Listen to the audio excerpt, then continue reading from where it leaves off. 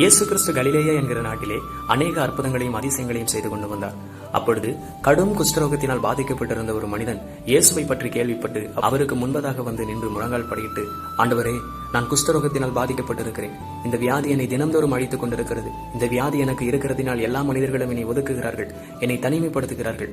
என் உடல் தினந்தோறும் அழுகி போய் நாற்றம் எடுத்துக் கொண்டிருக்கிறது.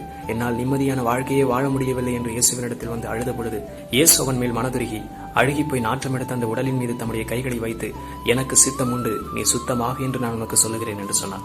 இயேசு கிறிஸ்து அவனை தொட்ட உடனே அந்த வியாதியில் இருந்தவன் பரிபூரண சுகமடைந்தான். என் தேவனுக்கு பிரியமானவர்களே, சற்று இந்த குஷ்டரோகியை நினைத்து பாருங்கள். எல்லாரிடத்திலும் சென்று பார்த்தான், ஒருவரிடத்தில் கூட இவனுக்கு சுகத்தை தர முடியவில்லை.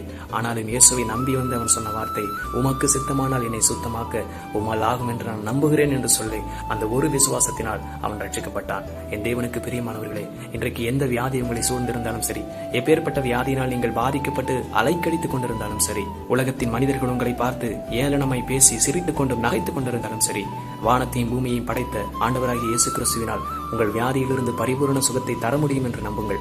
கர்த்தர் உங்களை ஆசீர்வதிப்பாராக. ஆமென்.